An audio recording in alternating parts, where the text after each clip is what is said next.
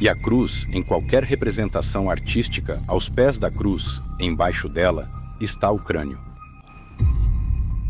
Há uma parte da história do cristianismo que há muito tempo vem sendo discutida por historiadores e estudiosos. Além dos livros que fazem parte da Bíblia, também existem outros textos cristãos antigos que não foram incluídos no cânone oficial. Alguns desses textos contêm diferentes perspectivas sobre Jesus e os acontecimentos que cercam sua vida, morte e ressurreição. Esses textos voltaram ao centro das discussões devido ao plano de Mel Gibson de lançar uma sequência de A Paixão de Cristo. Em 2004, Gibson lançou um filme focado nas últimas horas da vida de Jesus. Apesar de usar aramaico, hebraico e latim, e de retratar intensamente a crucificação, esse filme se tornou um dos filmes religiosos mais bem-sucedidos da história, arrecadando mais de 600 milhões de dólares no mundo todo. Mas há uma parte importante da história que não foi muito abordada no primeiro filme: o período entre a morte de Jesus e a sua ressurreição. Mas antes de começarmos a discussão, gostaria de pedir que você deixe um like e se inscreva no nosso canal. Isso já é uma grande ajuda para nós, criadores de conteúdo, então vamos começar. De acordo com as entrevistas de Gibson nos últimos anos, espera-se que o próximo filme se concentre nesta parte da história.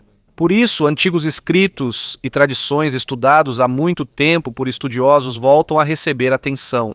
É importante lembrar que muitos desses textos não são aceitos como parte oficial da Bíblia pela maioria das denominações cristãs. No entanto, eles continuam sendo referências importantes para entender como as crenças dos primeiros cristãos foram formadas e evoluíram.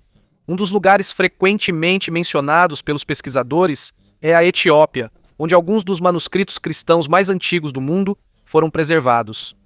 Por causa disso, tornou-se uma parte importante dos estudos. Na antiga história do cristianismo, enquanto o público aguarda o novo filme, isso não é apenas uma questão de entretenimento. É também uma oportunidade de revisitar antigos documentos, tradições e questões que continuam sendo debatidas há quase 2000 anos na história do cristianismo.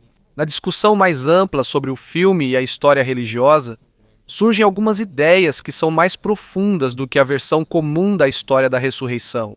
De acordo com algumas entrevistas e relatos sobre o diretor Mel Gibson, existem versões do roteiro para seu próximo projeto que abrangem um escopo mais amplo do que a narrativa tradicional da crucificação e ressurreição.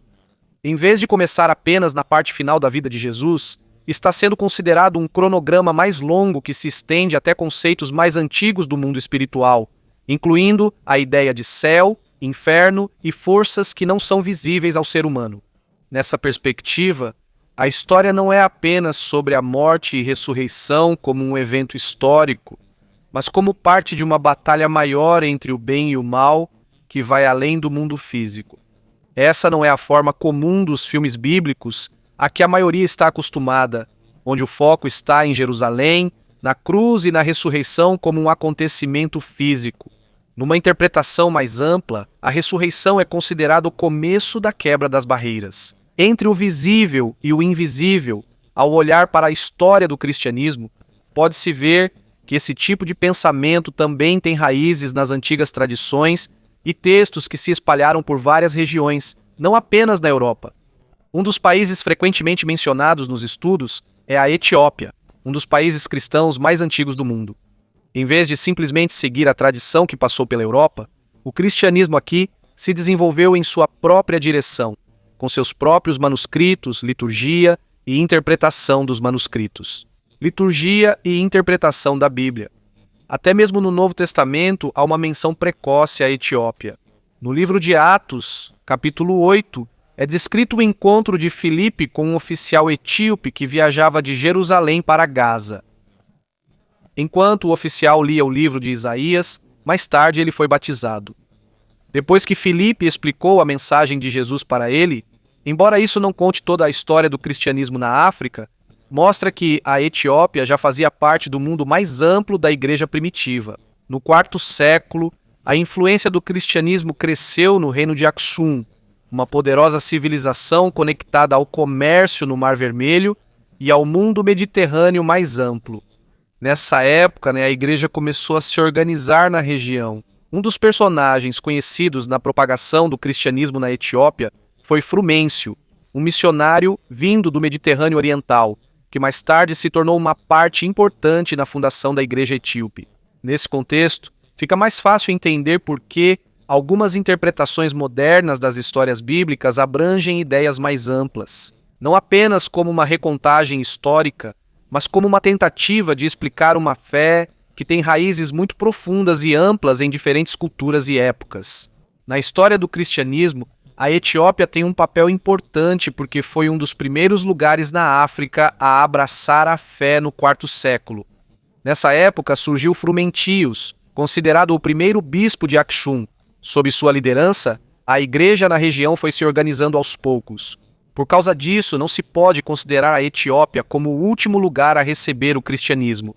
Foi um dos primeiros centros que moldaram a fé fora da Europa.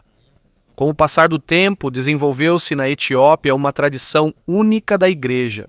Ela possui seus próprios livros, arte e formas de adoração. A língua Ge'ez tornou-se o principal idioma da igreja, usada em orações, textos sagrados e cerimônias, assim como o latim era usado antigamente na igreja ocidental. Antes da impressão moderna, todos os livros eram copiados à mão.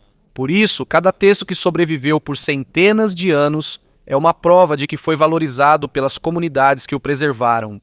É aqui que a Igreja Ortodoxa Etíope se torna importante, pois possui uma coleção mais ampla de textos cristãos em comparação com a Bíblia ocidental mais conhecida.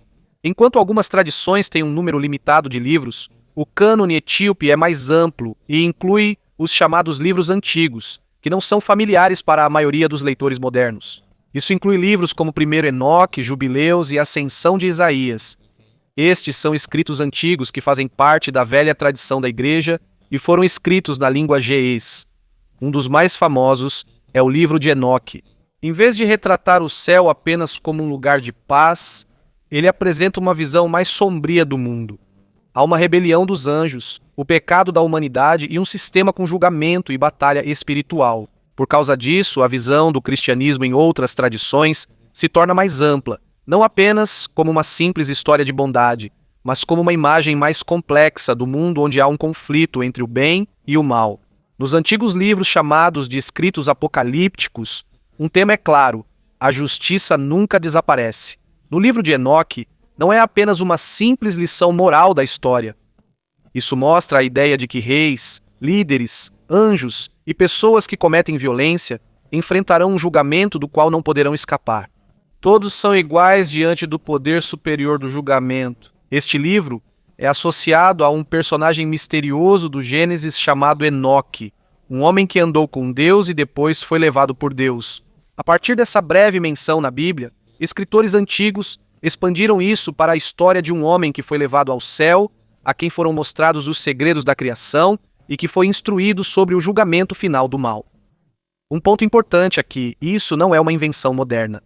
Partes do livro de Enoque também foram encontradas nos manuscritos do Mar Morto, antigos escritos descobertos perto do Mar Morto e que foram feitos antes mesmo do cristianismo se espalhar. Isso significa que isso já fazia parte do antigo mundo do pensamento religioso que circulava na época em que a primeira fé cristã ainda estava se formando.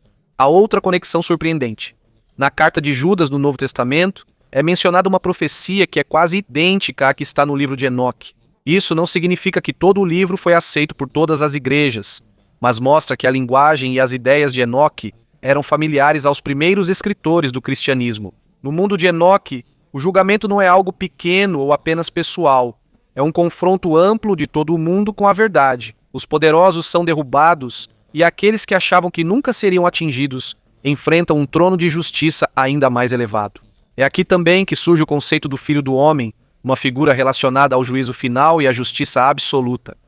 Ele não é apresentado como fraco ou passivo, mas como portador da verdade, onde todas as mentiras e abusos de poder desaparecem. Quando isso é comparado com a imagem mais familiar de Jesus como mestre e curador, surge uma perspectiva mais ampla. Nessa tradição, a bondade não está separada do poder de julgamento. Eles existem juntos. Até mesmo no livro do Apocalipse, essa imagem pode ser vista.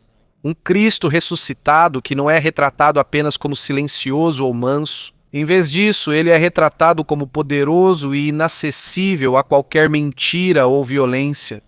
Nessa perspectiva, a ideia de julgamento não é simplesmente punição, mas a revelação de tudo o que está oculto. E aqui surge a questão mais profunda que há muito tempo aparece nos antigos textos mencionados. Se esse Cristo é o juiz de todo o mundo, qual é o significado de sua morte? E o que realmente aconteceu depois disso? Uma das partes mais misteriosas da história da ressurreição não é o próprio sepultamento ou o túmulo vazio, mas sim os dias que o antecederam. Depois que Jesus foi crucificado, seu corpo foi sepultado e parecia que tudo havia acabado. Os discípulos se dispersaram, o povo ficou com medo e os poderosos da época pareciam ter vencido. À primeira vista, a história estava encerrada, mas, de acordo com algumas antigas tradições do cristianismo, esse período não era considerado vazio. Em vez disso, surge uma pergunta que existe há muito tempo. Se Jesus realmente morreu, para onde ele foi? É aqui que entra a antiga ideia chamada de descida aos mortos. Nos conceitos originais de Sheol e Hades, isso não se refere à imagem moderna do inferno, mas sim ao lugar dos mortos, um mundo silencioso e separado dos vivos. Nessa perspectiva, a morte de Cristo não é o fim. Em vez disso, ele é descrito como alguém que entra no próprio reino da morte, não como vítima, mas como alguém com poder para abrir seus portões. Essa ideia é chamada na tradição de descida ao inferno, uma descrição em que a morte já não permanece poderosa. Em vez disso, ela é quebrada de dentro para fora.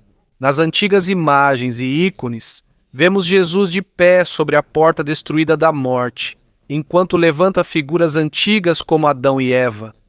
A mensagem disso é clara. Ele não apenas ressuscitou, mas também triunfou sobre o próprio poder da morte. Nessa interpretação, a ressurreição não é apenas sobre um túmulo vazio. Trata-se da queda do controle da morte sobre toda a humanidade. Enquanto as pessoas na Terra lamentam, em um nível mais profundo da tradição é retratada uma batalha espiritual muito maior, uma quebra da barreira que a humanidade tem temido por tanto tempo. Existe outro antigo escrito seguido que amplia essa visão, a Ascensão de Isaías. Neste texto, a realidade é descrita como tendo vários níveis ou céus, não apenas um simples céu acima das nuvens. Na história, Isaías é levado aos níveis mais altos do céu e vê os diferentes graus de glória. Mas, no meio disso, também é mostrada a descida de Cristo, não como alguém fraco, mas como uma presença que passa pelos níveis do mundo sem ser imediatamente reconhecida. Nessa imagem, a vida, a morte e a ressurreição não são eventos separados, mas parte de um movimento mais amplo, uma descida ao mundo humano e uma quebra do poder da morte. Mas se essas ideias são tão profundas e abrangentes, por que elas não são familiares para a maioria das pessoas hoje em dia? Na história do cristianismo, a lista dos livros considerados parte da Bíblia não foi imediatamente única ou fixa. Com o passar do tempo, foi se formando gradualmente o chamado cânon, a coleção oficial de livros usada para ensino e adoração na igreja. Esse não foi um processo rápido ou simultâneo em todos os lugares. Diferentes comunidades cristãs antigas tinham cada uma seus próprios textos que liam. Havia livros amplamente utilizados e outros que eram limitados a algumas regiões ou tradições. Uma das etapas mais importantes na formação do cânon ocorreu no IV século. No ano de 367, Atanásio de Alexandria escreveu uma carta de Páscoa na qual ele listou os 27 livros do Novo Testamento, praticamente os mesmos usados pela maioria dos cristãos hoje. Isso não significa que outros textos antigos desapareceram de repente, mas foi nesse momento que se consolidaram os padrões sobre o que era regularmente lido nas igrejas. Quando um livro não era incluído no uso regular na liturgia, ele aos poucos desaparecia da consciência diária dos fiéis. Ele permanece em algumas cópias antigas ou em tradições especiais, mas já não é tão central quanto os livros que estão no cânon. Um exemplo disso é o livro de Enoque, que permanece em algumas tradições antigas, mas não foi incluído na Bíblia Ocidental. Depois de muitos séculos, esse texto voltou a receber atenção no século XVIII, quando o viajante escocês James Bruce descobriu cópias dele na Etiópia e as trouxe para a Europa. Desde então, estudiosos ampliaram o interesse para o universo dos textos cristãos antigos. Na era moderna, muitos projetos de pesquisa catalogaram, digitalizaram e estudaram milhares de manuscritos da tradição etíope e de outras coleções antigas para entender melhor a história mais ampla do cristianismo. Os estudos e pesquisas modernas mostram que o chamado cristianismo antigo era mais amplo e mais complexo do que a versão simples que as pessoas costumam ver hoje em dia. Diferentes tradições, textos e interpretações coexistiram simultaneamente em várias partes do chamado mundo antigo. No meio desse renovado interesse, ideias conectadas às chamadas visões antigas voltaram a aparecer para o público através do cinema. O projeto de Mel Gibson sobre a ressurreição de Cristo é descrito não apenas como uma sequência, mas como uma leitura cinematográfica mais ampla dos conceitos espirituais e simbolismos. De acordo com relatos, o filme está planejado para ser lançado em duas partes, a primeira na Sexta-feira Santa de 2027 e a segunda no dia da Ascensão do mesmo ano. A Sexta-feira Santa foca na crucificação, enquanto o dia da Ascensão refere-se à subida de Jesus ao céu, de acordo com a tradição cristã. Com esse arranjo, fica mais claro que o filme foi intencionalmente ligado ao calendário religioso, por isso, para alguns, ele parece mais parte de uma tradição de fé mais ampla do que um filme comercial comum. Ao mesmo tempo, houve mudanças no elenco e uma produção mais ampla em comparação com o primeiro filme. De acordo com relatos, também usará efeitos visuais mais pesados para mostrar os aspectos invisíveis da história, incluindo suas dimensões espirituais e simbólicas. É aqui que a ambição do projeto se torna mais clara. Não se trata apenas de uma simples narração dos acontecimentos, mas de uma tentativa de ilustrar a ideia de uma batalha cósmica mais ampla, onde a morte, o mal e o poder fazem parte de uma realidade espiritual mais profunda. Nessa perspectiva, a ressurreição não é apenas o final da história, mas o começo da transformação do próprio poder da morte. E é aqui também que fica claro porque as reações das pessoas são divididas, pois esse tipo de interpretação não só oferece conforto, mas também abre espaço para uma compreensão mais densa e profunda sobre a origem da fé e sobre a maneira de ler os textos antigos até hoje.